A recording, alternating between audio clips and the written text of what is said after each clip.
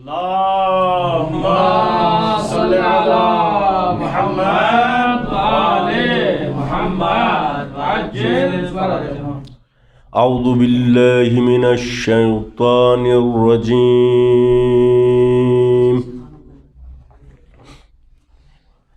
بسم الله الرحمن الرحيم.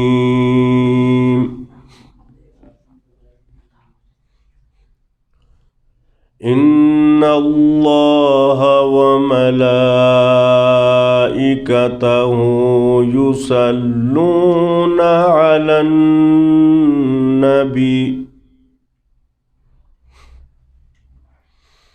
يا أيها الذين آمنوا صلوا عليه وسلموا تسليما.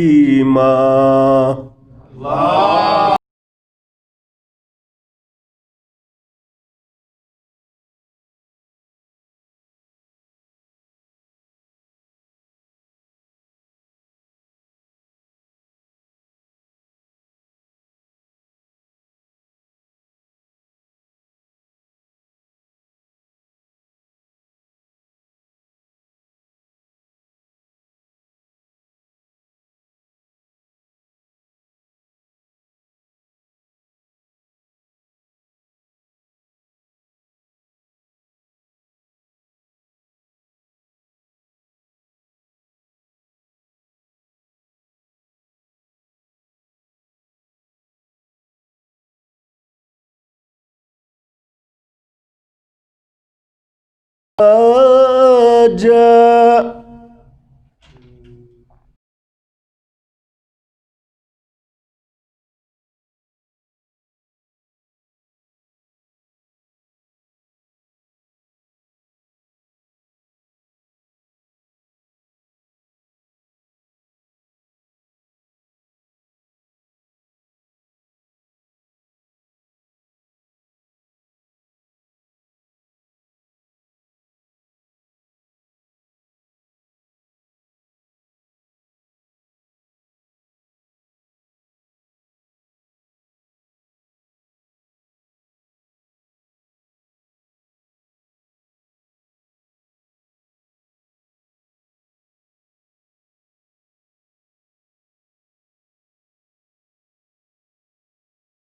وزرك الذي أنقض ظهرك ورفعنا لك ذكرك فإن مع العسر يسرا إن مع العسر يسرا فإذا فرغت فانصب وإلى ربك فارغب. صدق الله العلي العظيم وصدق رسوله النبي الكريم. اللهم صل على محمد وآل محمد. رحم الله من قرأ الفاتحة. بسم الله الرحمن الرحيم.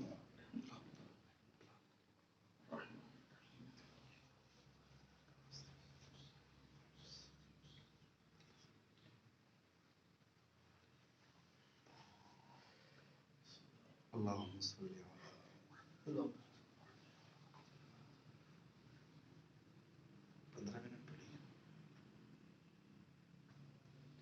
ما شاء الله لا حول ولا قوة إلا بالله العلي العظيم. حسبنا الله ونعم الوكيل، نعم المولى ونعم النصير. أعوذ بالله السميع العليم من الشيطان اللعين الرجيم. بسم الله الرحمن الرحيم الحمد لله رب العالمين والعاقبة لأهل التقوى واليقين والجنة للمطيعين والنار للملحدين والعاصين والكافرين والصلاة والسلام والتحية والإكرام على خير خلقه ومظهر لطفه وأشرف بريته مولانا ومولى الثقلين جد الحسن والحسين أبي القاسم محمد اللهم صل على محمد وآل محمد وآل بيته الطيبين الطاهرين المعصومين المنتجبين المنتخبين المظلومين الذين أذهب الله عنهم الرجس وطهرهم تطهيرا اللهم صل على محمد وآل محمد وأهل بيته الطيبين الطاهرين المعصومين المنتجبين المنتخبين المظلومين أما بعد فقد قال أمير المؤمنين علي عليه السلام بسم الله الرحمن الرحيم أيها الناس تجهزوا رحمكم الله فقد نودي فيكم بالرحيل صلوات محمد وآل محمد اللهم صل على محمد وآل محمد آپ تمام حضرات سے گزارش ہے کہ ایک مرتبہ سورہ حمد اور 3 مرتبہ سورہ توحید کی تلاوت فرما کر مرحوم زرین فاطمہ عابدی بنت سید محمد مہدی کی روح کو ارسال کرنا ہے. بسم الله الرحمن الرحيم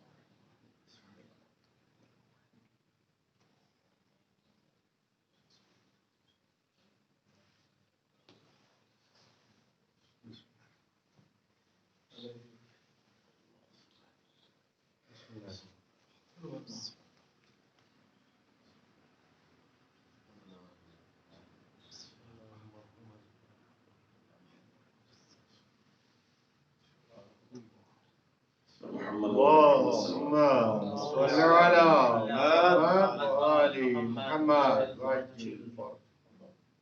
ہم سب سے پہلے محترم المقام عالی جناب ڈاکٹر علی عباس نقوی صاحب قبلہ کو تعزیت اور تسلیت پیش کرنا چاہیں گے.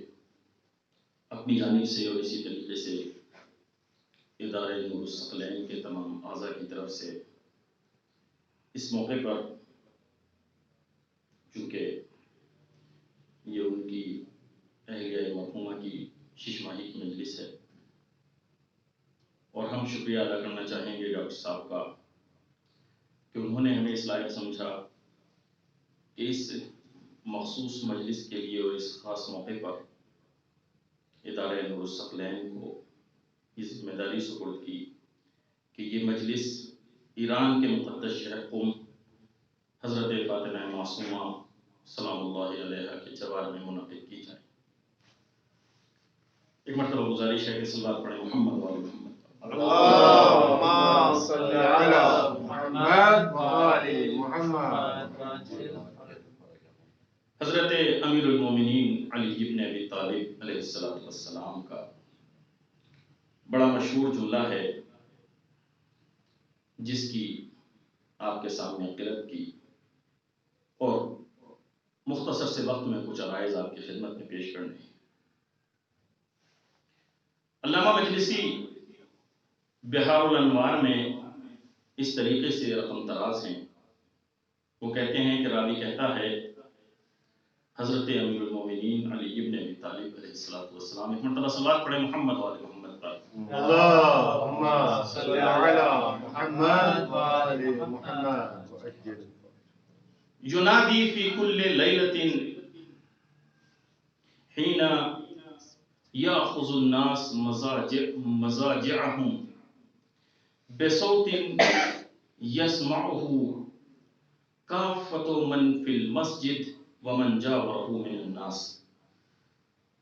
علامہ مجلسی لکھتے ہیں کہ راوی بیان کرتا ہے کہ حضرت امیر علیہ السلام کا طریقہ کار یہ تھا کہ شب کی تاریکی میں نماز عشاء کے بعد جب تمام انسان اپنے گھروں کی طرف رخصت ہوتے تھے، روانہ ہوتے تھے، اور سب اپنی آرام گاہوں کا ارادہ کر کے بازار سے کوچ کرنا چاہتے تھے، نکلنا چاہتے تھے، تو حضرت امیر علیہ السلام ایک اعلان کیا کرتے تھے، اور اس طریقے سے اعلان کرتے تھے کہ بصوت، اتنی بلند آواز میں آپ اعلان کرتے تھے کہ یسمعہ کافۃ من فی المسجد ومن جاورہ من الناس، جتنے افراد بھی مسجد میں ہوتے تھے وہ تمام بھی اس امام کی آواز کو سنتے تھے، اور مسجد کے اطراف میں جتنے افراد ہوا کرتے تھے ان تک بھی امام کی آواز پہنچتی تھی۔ امام کہتے کیا تھے؟ امام کا یہ طریقہ کار تھا، یہ تو راوی کے الفاظ ہیں، لیکن امام علیہ السلام بیان کرتے تھے، جس کو میں نے سرنامہ سفر قرار دیا۔ امام فرماتے تھے ایھا الناس تجہزوا رحمکم اللہ، اے لوگو تیار ہو جاؤ، خداوند متعال تمہارے اوپر رحمت نازل کرے، تیار ہو جاؤ۔ کس چیز کے لیے تیار ہو جاؤ؟ قد نودی فیکم بالرحیل، یہاں سے کوچ کا نقارہ بج چکا ہے، یہاں سے سب کو روانہ ہونا ہے۔ ایک لفظ استعمال کیا امام علیہ السلام نے کہ قد نودی فیکم بالرحیل، یہاں سے رحلت کا، سفر کا، کوچ کا نقارہ بج چکا ہے، کوچ کی اور سفر کی ندا آ چکی ہے۔ کیا مطلب ہے اس کا؟ روزانہ امام علیہ السلام اس کام کو انجام دیتے تھے جب کوفے میں آپ کی حکومت تھی اور آپ کی حکمرانی تھی۔ عزیزان محترم، یہ ایک بہت بڑا مسئلہ ہے کہ نقارے کا مطلب اپنے بچوں کو سمجھانے کے لیے میں اس طریقے سے اعلان کروں کہ جب ایک چیز کا وقت معین ہو جاتا ہے، تقدیر ہو جاتا ہے، تو اس مقام پر اعلان کیا جاتا ہے۔ مثلا آپ نے دیکھا ہوگا کہ ٹرین آتی ہے، جب کہا جاتا ہے کہ جو اس سے پہلے اسٹیشن ہے وہاں سے نکل چکی ہے اور وہ آنے والی ہے، آگے کے لیے جانا ہے، تو جتنے افراد بھی اس سے سفر کرنا چاہتے ہیں سب کے لیے فوراً تیار ہونا ضروری ہے۔ جو ان کا ساز و سامان ہے اس کو فراہم کرتے ہیں، جو وسائل ہوتے ہیں ان کو جمع کرتے ہیں۔ یہ دوسری مثال، مثلا بچے صبح میں سوتے رہتے ہیں کبھی کبھی، یا ناشتے میں دوسری چیزوں میں مشغول رہتے ہیں، لیکن اگر جو ان کو اسکول جانا ہے، کالج جانا ہے، یونیورسٹی جانا ہے، اگر ان کی سروس آ جاتی ہے، آنے کے بعد وہ ایک مرتبہ ہارن بجاتی ہے، اب اس ہارن کے بعد کیا ہوتا ہے؟ کیا وہ بچہ، وہ اسٹوڈنٹ، وہ طالب علم جس کو اپنے اسکول جانا ہے، جس کو اپنے مدرسے جانا ہے، اپنے مکتب جانا ہے، درس گاہ جانا ہے، کیا وہ یہ سوچتا ہے کہ ابھی تو میرے پاس بہت ٹائم؟ نہیں، یہ نہیں سوچتا، بلکہ وہ کیا جتنا ممکن ہوتا ہے جو اس کے لیے وہاں کی ضرورتیں ہوتی ہیں ان کو سمیٹتا ہے اور فوراً سفر کے لیے تیار ہو جاتا ہے۔ عزیزان محترم، بہت بڑا لمحہ فکریہ ہے جس کی طرف ہمیں مولا کائنات متوجہ کرنا چاہتے ہیں۔ آپ نے فرمایا کہ قد نودی فیکم بالرحیل، اعلان ہو چکا ہے تمہارے سفر کا، تیار ہو جاؤ۔ یعنی جن چیزوں میں تم غرق ہو، جن چیزوں میں تم نے اپنے آپ کو منہمک کر لیا ہے اس کو چھوڑو، اور وہ چیزیں جو تمہارے وہاں کام آنے والی ہیں ان کو سمیٹو اور جلد از جلد وہاں چلنے کے لیے تیار ہو جاؤ۔ عزیزوں دیکھیے، بہت ایک اہم چیز ہے، اور یہ واقعہ ہر انسان کو اس کے اوپر غور کرنا چاہیے، فکر کرنی چاہیے، جس کی طرف امام متوجہ کر رہے ہیں۔ ہم اس کائنات میں روزمرہ دیکھتے ہیں، نہ جانے کتنے ہم سے رخصت ہو کر یہاں سے اس طرف جاتے ہیں، اس دنیا سے اس طرف جاتے ہیں، کتنے جاتے ہیں، ہم سب کو دیکھتے ہیں، لیکن ہم متوجہ نہیں ہوتے، غور نہیں کرتے۔ کبھی کبھی ہم سے کہا گیا ہے کہ تم قبرستان جاؤ اور جانے کے بعد غور و فکر دیکھیں انسان کو جانا ہے، انسان کو مرنا ہے، یہاں کسی کو نہیں رہنا. اور یہ ایک ایسی چیز ہے، موت ایسی حقیقت ہے کہ جس کا تعلق کسی مذہب و ملت سے نہیں ہے، جس کا تعلق کسی قوم اور قبیلے سے نہیں ہے، جس کا تعلق امیر اور غریب سے نہیں ہے. جو مسلمان ہے اس کو بھی جانا ہے، جو غیر مسلم ہے اس کو بھی جانا ہے. جو دنیاوی اعتبار سے کسی بلند اور عظیم قوم سے تعلق رکھتا ہے اس کو بھی جانا ہے، اور دنیاوی اعتبار سے جس کا تعلق کسی پشت قبیلے سے ہے اس کو بھی جانا ہے. جو امیر گھرانے سے اور دولت مند گھرانے سے تعلق رکھتا ہے اس کو بھی جانا ہے، اور جو غریب اور تنگ دست گھرانے سے تعلق رکھتا ہے اس کو بھی جانا ہے. سب کو جانا ہے. قرآن نے اعلان کیا کہ یدرککم الموت ولو کنتم فی بروج مشیدہ.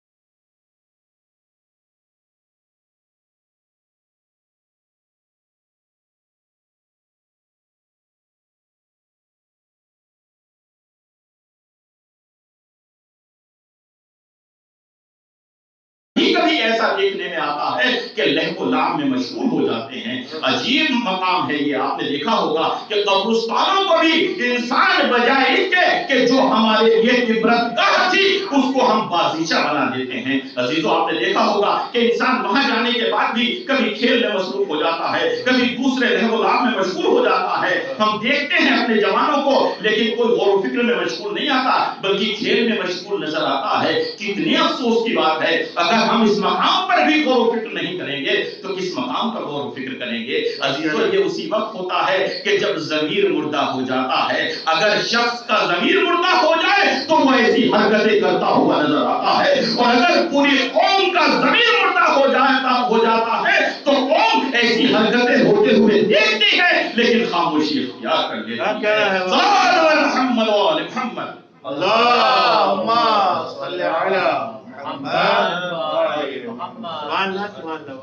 بزرگان محترم، مولا کائنات اسی چیز کی طرف متوجہ کر رہے ہیں کہ تمہیں جانا ہے، یہاں کسی کو نہیں رہنا ہے. اور آج کا جو یہ زمانہ ہے، آج ایک ایک چیز ہمارے لیے درس عبرت ہے. موت ایک ایسی حقیقت ہے کہ جس کا تعلق عمر سے بھی نہیں ہے. اگر قبرستان جائیں گے اور جانے کے بعد غور و فکر کریں گے تو آپ اس نتیجے پر پہنچیں گے کہ ان میں نہ جانے کتنے ایسے ہوں گے جو آپ کے اعزاء اور اقربا میں سے ہوں گے، آپ کے عزیزوں میں سے ہوں گے. کوئی بہت نزدیکی عزیز بھی ہو سکتا ہے، کوئی ایسا بھی ہو سکتا ہے کہ جس کے اوپر ہماری زندگی موقوف تھی وہ ہمیں چھوڑ کر چلا گیا. وہ چاہے باپ کی صورت میں ہو، وہ چاہے ماں کی صورت میں ہو، وہ بہن بھائی کی صورت میں ہو یا شریک حیات کی صورت میں ہو.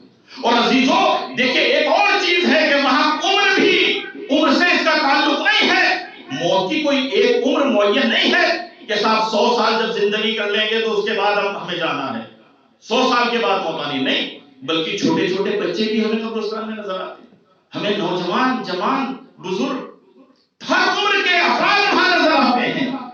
تو عزیزوں اور آج کے زمانے میں تو اتنا معمولی ہو گیا, خاص طور پر جب سے یہ کرونا کے حالات ہوئے ہیں, اب تو موت کا خوف بھی ختم ہو گیا, اس لیے کہ انسان جس طرف سنتا ہے وہ یہی سنتا ہے کہ آج فلاں کا انتقال ہو گیا, آج فلاں کا انتقال ہو گیا.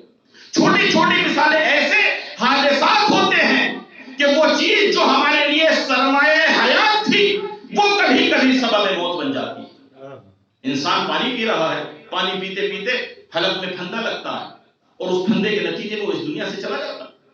یہ کیا ہے؟ یہ ہمارے لیے لمحہ فکریہ ہے. عزیزان محترم, ہمیں غور کرنا چاہیے کہ یہاں کسی کو نہیں رہنا ہے, صرف ایک سانس کا فاصلہ ہے اس دنیا میں اور اس دنیا میں. انسان کی سانس رکی اور یہاں سے وہ وہاں منتقل ہو گیا. عزیزو ایک معمولی سا پھندا لگا, انسان ادھر چلا گیا. حضرت امیر علیہ السلام ایک مرتبہ صلوات پڑھے محمد.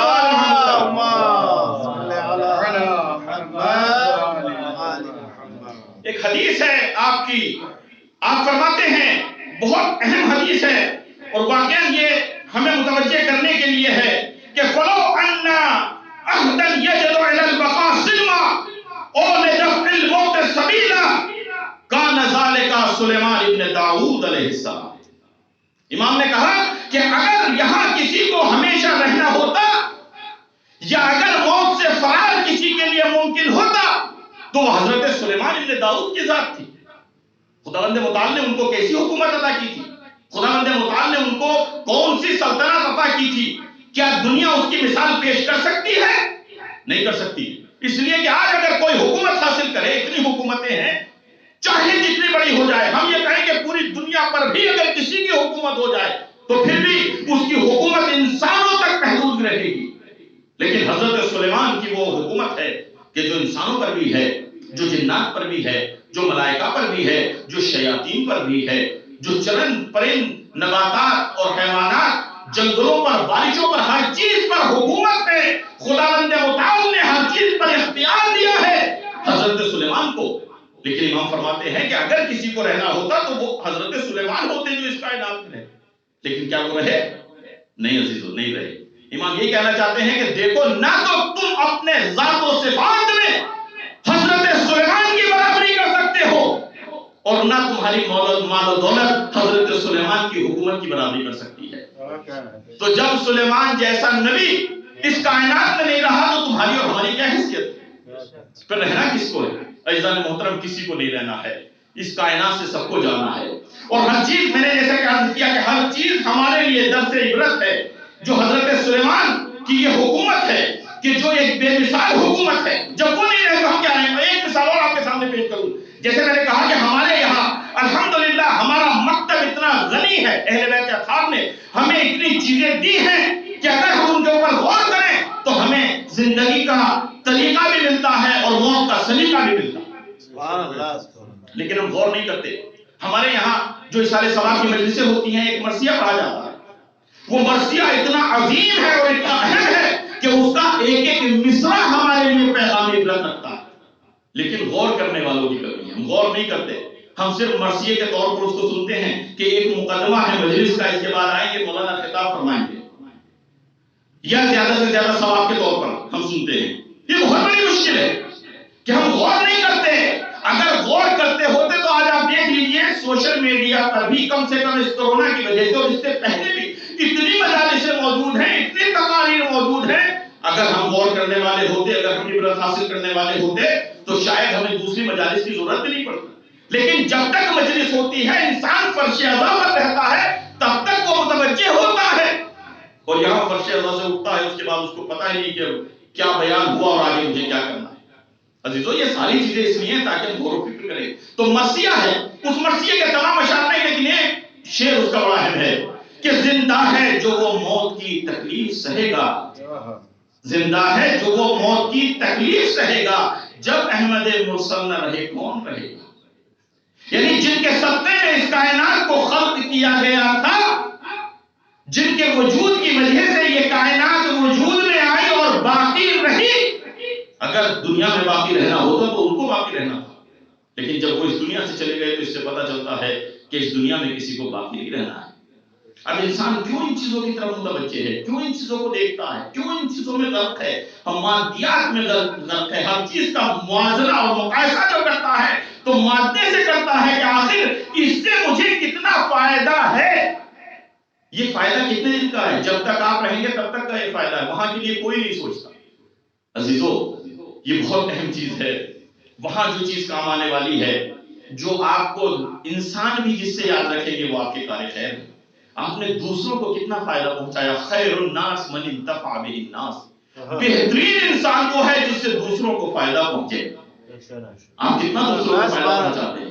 اگر فائدہ پہنچ رہا ہے تو واقعاً آپ یہاں رہنے کے لائق بھی تھے، اور جب آپ یہاں سے چلے جائیں گے لوگ بھی یہاں آپ کو یاد کریں گے، اور وہاں اہل بیت اطہار بھی آپ کا استقبال کریں گے. آپ کو کہیں گے کہ ہاں یہ ہمارا شیعہ تھا.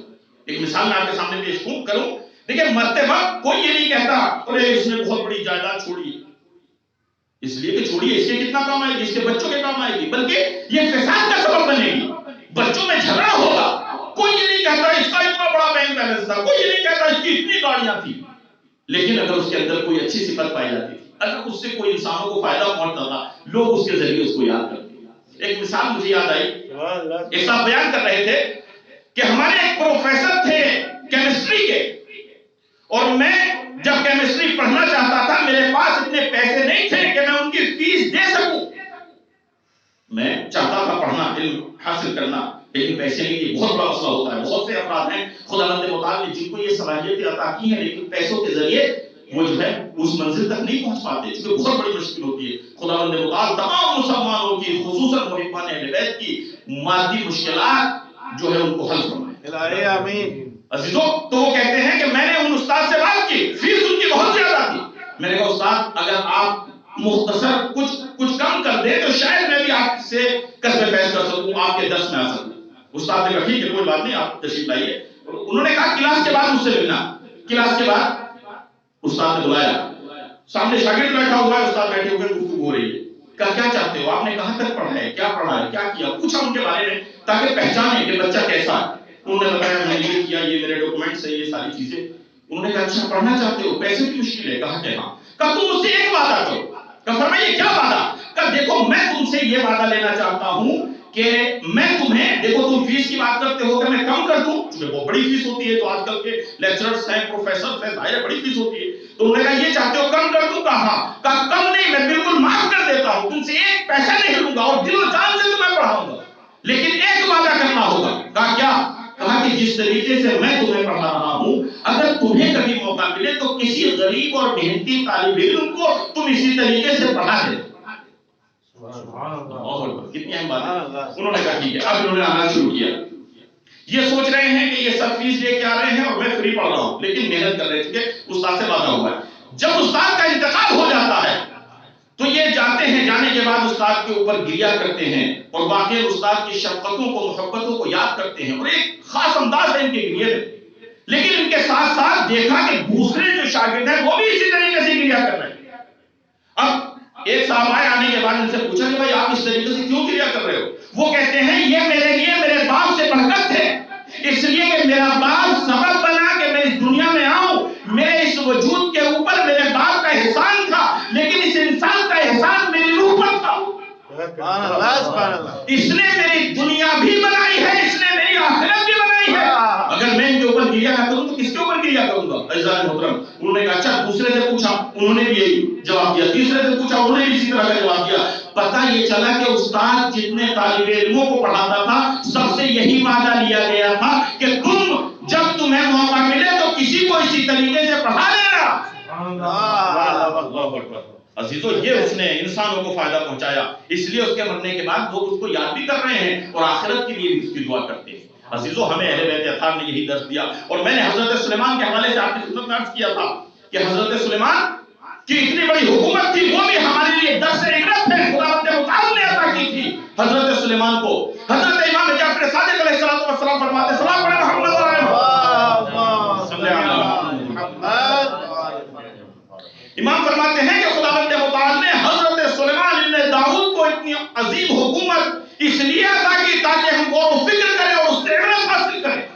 سب سے پہلی عبرت اس میں یہ تھی، سب سے پہلا نقطہ اس میں یہ تھا کہ خداوند نے متعال نے جو ان کو عطا کی اور جناب سلیمان کو یہ عظیم دولت جو ملی، تو یہ آج دنیا کے ظالموں کے لیے اور استعمار گروں کے لیے یہ درس تھا کہ اگر انسان صحیح حکمت عملی اپنائے تو بغیر ظلم اور بغیر غارت گری کے دولت حکومت حاصل کی جا سکتی ہے۔ جناب سلیمان نے ظلم نہیں کیا، ظلم کے ذریعے حاصل نہیں کی۔ اور دوسرا درس یہ تھا کہ ان کی جو حکومت چل رہی ہے تو یہ یعنی اگر واقعا سیاست الہی سیاست ہو، جس کے لیے کہا جاتا ہے کہ ہمارا دین سیاست سے جدا نہیں ہے، جس سیاست کا تعلق خدا کی ذات سے ہے، اہل بیت اطہار سے ہے، اگر صحیح سیاست اپنائی جائے تو بغیر ظلم اور بغیر کسی کو ستائے اور قتل کیے ہوئے بھی حکومت کو قائم رکھا جا سکتا ہے۔ محترم جناب سلیمان کی حکومت ایسی ہے، بس میں ایک مثال چھوٹی دیتے ہوئے اپنی گفتگو کو ختم کروں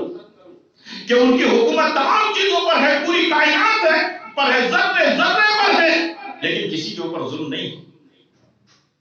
چھوٹے چھوٹے جانور وہ بھی جو ہے آپ دیکھیں کہ جناب سلیمان کے لیے کبھی کبھی وہ جناب سلیمان کو نصیحتیں کرتے ہوئے نظر آتے ہیں، ایسی ایسی باتیں کرتے ہیں۔ وہ ایک مثال آپ نے سنی ہوگی، پوری مجھے واقعہ نہیں بیان کرنا، کہ مثلا جو ہمارے یہاں کہتے ہیں پرندہ ہے چھوٹا سا، وہ کہتا ہے چھوٹا سا پرندہ سامنے بیٹھی ہوئی اپنی چڑیا سے کہتا ہے کہ اگر تم کہو تو میں سلیمان کے تخت کو اپنی اس منقار میں، اس چونچ میں لے کر دریا میں ڈال دوں۔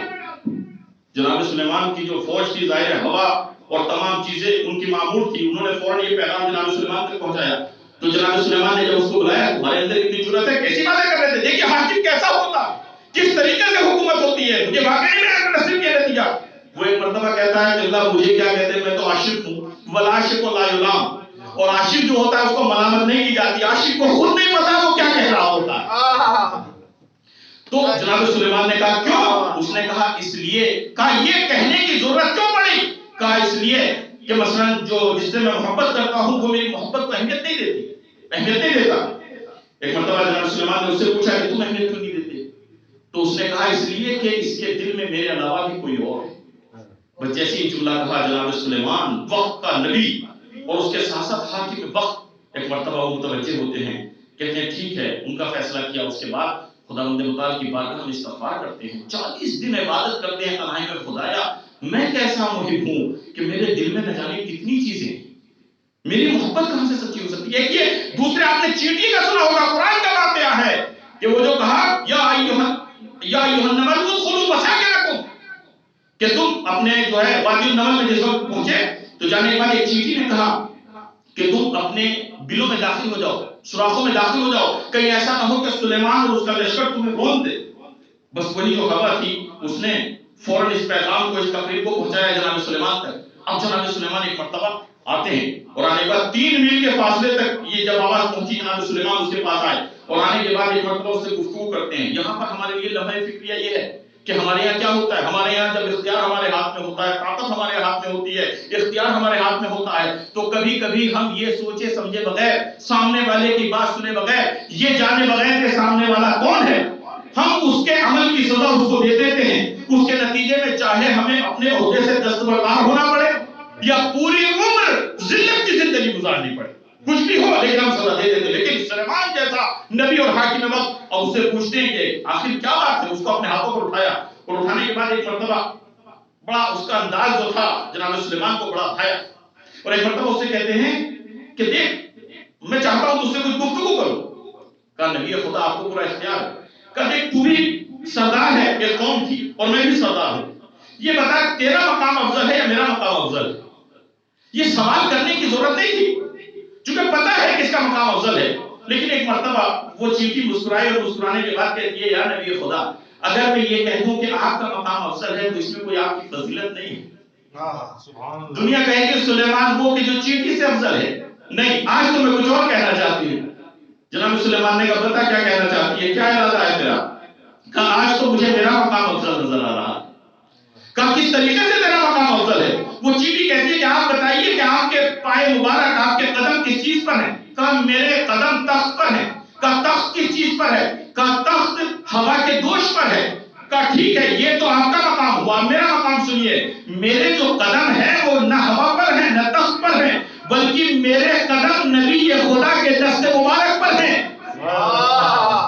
اور آپ کے قدم اس پر ہیں، تو آپ دیکھیں کہ ظاہر ہے جب میرے قدم آپ کے دست مبارک پر ہیں تو میرا مقام آپ سے افضل نظر آ رہا ہے۔ جناب سلیمان مسکرانے کے بعد کہا کہ ہاں ٹھیک کہتی ہے۔ عزیزوں مجھے کہنے دیجئے کہ اگر کوئی سلیمان جیسے نبی کے ہاتھوں پر آنے کے بعد، وہ بھی وادی النمل میں ایک جنگل میں، اگر ہاتھوں پر آنے کے بعد فخر کرتا ہوا نظر آتا ہے تو آپ یہ بتائیں کہ وہ ذات کہ جو عین کعبہ میں خاتم الانبیاء فخر سلیمان کے دوش مبارک تک پہنچ جائے، پھر اس کے مقام کا کون اندازہ لگا سکتا ہے؟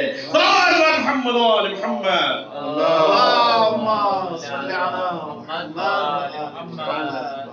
تو یہ جناب سلیمان کی حکومت تھی۔ خداوند متعال نے جناب سلیمان کو حکومت عطا کی۔ اور ایک اور ہمارے لیے جو مقام عبرت ہے وہ یہ ہے کہ جناب سلیمان اتنی عظیم حکومت اور سلطنت ہونے کے باوجود جب آخری وقت آتا ہے، جب اس دنیا سے جاتے ہیں، کس طریقے سے جاتے ہیں؟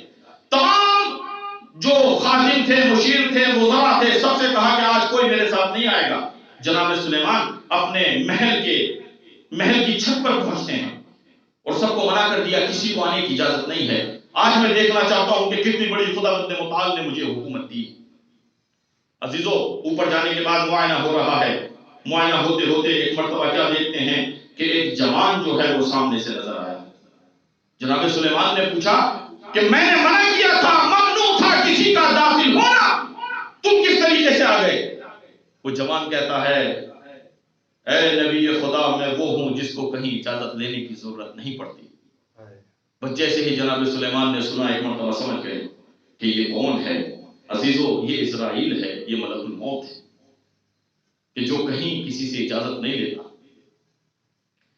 اور آنے کے بعد ان کی روح قبض کی، لیکن کس طریقے سے، یہ ہمارے لیے مقام عبرت ہے کہ جناب سلیمان جیسی حکومت بھی اگر کسی کے پاس ہو، خود جناب سلیمان اگر کھڑے ہوئے ہیں تو ان کو اتنی مہلت نہیں دی گئی کہ وہ وہاں پر بیٹھ جائیں یا وہ وہاں پر لیٹ جائیں یا جا کر اپنے عزیزوں سے خدا حافظی کر سکے۔ جناب سلیمان نبی خدا تھے، معمولی شخصیت نہیں ہے، لیکن نہیں، اتنی مہلت نہیں دی گئی۔ وہیں پر اسی طریقے سے ان کے روح کو قبض کر لیا جاتا۔ عزیزو جب جناب سلیمان کو یہ مہلت نہیں ملی تو ہمیں کہاں سے مہلت مل سکتی؟ غور و فکر کرنے کی ضرورت ہے۔ لیکن بس میں یہاں پر یہ کہنا چاہوں گا کہ ملک الموت واقعا اس کی شان یہی ہے کہ وہ کہیں کسی سے اجازت نہیں دیتا، اور بلکہ ہم سے یہ کہا گیا ہے اور احادیث میں آیا ہے، دیکھیں ملک الموت کا جب نام آتا ہے تو انسان ڈر جاتا ہے، خوف زدہ ہو جاتا ہے، لیکن ہم سے کہا گیا کہ خوف زدہ ہونے کی ضرورت نہیں ہے، اس لیے کہ جو محبان اہل بیت ہوتے ہیں ملک الموت ان سے محبت کرتا ہے۔ ملک الموت جب ان کے پاس آتا ہے تو خادم کے طریقے سے آتا ہے، بلکہ روایت میں یہاں تک آیا ہے کہ جو کار خیر دوسروں کے لیے کرتے ہو تم ملک الموت کے لیے بھی کیا کرو، ان کے لیے سلوات پڑھو، کہا گیا ہے کہ ان کے لیے طواف تک کرو، اس لیے کہ دوستی کا تقاضا یہ ہے کہ ایک دوست دوسرے دوست کو کوئی ہدیہ دے دے۔ عزیزان محترم، اور خاص طور پر محبان اہل بیت ان کی شان تو یہ ہے کہ ملک الموت آتا ہے لینے کے لیے کہ چلو اب یہاں اس مال کی دنیا کو چھوڑو، اب تمہیں اس مقام پر لے کر جا رہا ہوں کہ جس کی ہمیشہ سے تم تمنا کرتے رہے ہو۔ یہ موت ایک فاصلہ ہے اس دنیا کے اور اس دنیا کے درمیان۔ عزیزو اب جب یہاں سے مومن جاتا ہے تو یہاں مادی دنیا کو چھوڑ کے اپنے ان افراد کو، ان ورثہ کو چھوڑ کر اس مقام پر پہنچتا ہے جہاں پر اس کے حقیقی وارث موجود ہیں۔ یہ موت سبب بنتی ہے کہ مولا کائنات سے ملاقات ہوتی ہے، یہ موت سبب بنتی ہے کہ نبی خدا سے ملاقات ہوتی ہے، یہ موت سبب بنتی ہے کہ وہ اہل بیت اطہار کے محضر میں پہنچتا ہے۔ اور یہی وجہ ہے کہ کتنا اچھا شعر کہا ہے جناب رضا سرسوی صاحب نے، خداوند متعال ان کو صحت و سلامتی عطا فرمائے۔ وہ فرماتے ہیں کہ علی والوں کا مرنا بھی کوئی مرنے میں مرنا ہے، علی والوں کا مرنا بھی کوئی مرنے میں مرنا ہے، چلے تھے اپنے گھر سے اور علی کے در پہ جا بیٹھے، یہاں ہم نے کیا رخصت وہاں آئے علی لینے، یہاں ہم رو رہے ہیں وہ وہاں محفل سجا بیٹھے۔ محمد وآل محمد۔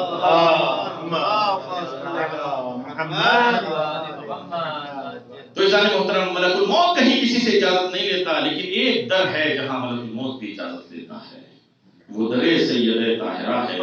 وہاں ملک الموت بھی مجبور ہے کہ اجازت لے، لیکن دنیا اس در کی عظمت کو نہیں سمجھ سکی۔ عزیزو، اہل بیت اطہار کا مقام کیا ہے، مرتبہ کیا ہے؟ ایک مومنہ کی اِیصال ثواب کی مجلس ہے، اور انشاءاللہ وہاں پر بھی مجلس منعقد ہوگی، آپ انشاءاللہ اس کو بھی سنیں گے۔ لیکن مجھے ایک بی بی یاد آ رہی ہے۔ وہ کون بی بی ہے؟ وہ بی بی ہے کہ تمام معصومین کو جس بی بی کے مصائب نے بہت تڑپایا ہے، جب بھی اس بی بی کا نام کسی معصوم کے سامنے آیا تو اس طریقے سے گریہ کیا ہے کہ دوسری اس کی مثال نہیں ملتی۔ عزیزانو، بس ایک جملہ کہنا چاہتا ہوں کہ ایک عالم دین امام زمانہ عجل اللہ تعالیٰ فرجہ شریف کی خدمت میں شرفیاب ہوتے ہیں اور وہاں پہنچتے ہیں، ایک مرتبہ کیا دیکھتے ہیں کہ امام علیہ السلام گریہ کر رہے ہیں۔ ان عالم دین نے سوال کیا کہ مولا یہ بتائیے کہ آپ سب سے زیادہ گریہ کس مصیبت پر کرتے ہیں؟ عزیزانو، امام نے کہا کہ نہ پوچھو، کہا مولا بتائیے تو صحیح کہ کیا سب سے زیادہ گریہ آپ یتیم قاسم کی مصیبت پر کرتے ہیں کہ جس کے گھوڑے کے ٹاپوں سے جس کے جسم کو پامال کر دیا گیا؟ میرے مولا نے کہا نہیں بھائی، ارے یہ تو وہ مصیبت ہے کہ اگر قاسم بھی ہوتے تو وہ بھی اس مصیبت پر گریہ کرتے۔ عزیزانو، وہ پوچھتے ہیں مولا کیا آپ کلی الجمال علی اکبر کی مصیبت پر گریہ کرتے ہیں کہ جس مصیبت نے حسین کو بھی رلا دیا؟ عزیزانو، امام کہتے ہیں نہیں بھائی، مگر یہ تو وہ مصیبت ہے کہ اگر ہم شکل پیغمبر علی اکبر بھی آ جاتے تو وہ بھی اس مصیبت پر گریہ کرتے۔ عزیزانو، ایک مرتبہ وہ کہتے ہیں کہ کیا آپ اس پر گریہ کرتے ہیں کہ جس کے چلے جانے سے حسین کی کمر ٹوٹ گئی؟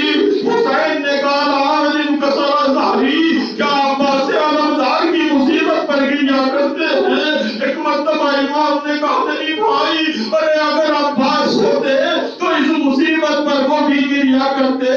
اور وہ پوچھتے ہیں مولا ارے یہ بتائیں کیا آپ اپنے جد مظلوم غریب حسین کی مصیبت پر گریہ کرتے ہیں؟ عزیزانو، امام رونے لگے، کہا بھائی یہ بہت بڑی مصیبت ہے، لیکن ہم جو گریہ کرتے ہیں وہ اس مصیبت پر تو کرتے ہیں، لیکن سب سے زیادہ صدمہ جس مصیبت پر پہنچا وہ یہ بھی نہیں ہے بلکہ میرے جد مظلوم بھی اس مصیبت پر گریہ کرتے ہیں۔ ان عالم دین نے سوال کیا مولا بتائیے تو صحیح وہ کون سی مصیبت تھی کہ جس نے آپ کو اتنا محزون کر دیا؟ امام گریہ کر کے کہتے ہیں بھائی ارے وہ مصیبت ہماری اماں زینب کبریٰ کی مصیبت ہے کہ جس پر تمام گریہ کرتے رہے۔ جزاکم ربکم خیر الجزا۔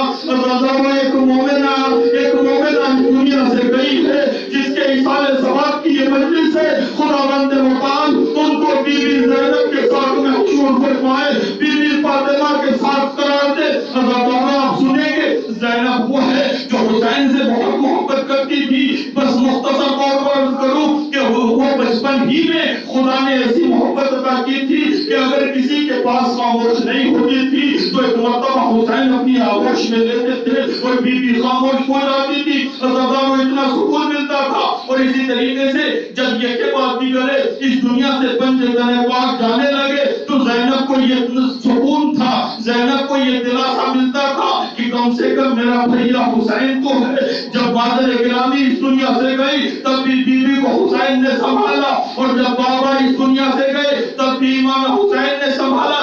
جس وقت امام حسن اس دنیا سے گئے اگرچہ بیوی نے اپنے بھیا کے جگر کے ٹکڑوں کو دیکھا تھا لیکن حسین نے سنبھالا، اور امام حسن نے بھی کہا لا یوم کا یوم کا یا ابا عبداللہ۔ اب بیوی کربلا میں یہی تو سوچ کر تڑپ رہی تھی کہ اب میرا بھیا مجھ سے جدا ہو جائے گا، اب مجھے سنبھالنے والا کون ہوگا؟ یہی وجہ ہے مقتل کے جملے ہیں کہ جس وقت حسین آخری رخصت کے لیے آئے تمام پریشان تھے، لیکن زینب کا جو عالم تھا وہ بیان نہیں کیا جا سکتا۔ حسین نے جب مقتل کی طرف قدم بڑھایا زینب طرف گئی، ایک مرتبہ کہتی ہے محلن محلا یبن الزہرا، ارے میرے ماں جائے ذرا دھیرے دھیرے چلو، اس لیے کہ تیرے وجود سے زینب کو سکون ملتا ہے۔ عزیزانو، نہ جانے وہ منزل بیوی نے کیسے دیکھی ہوگی کہ جب بھیا کی لاش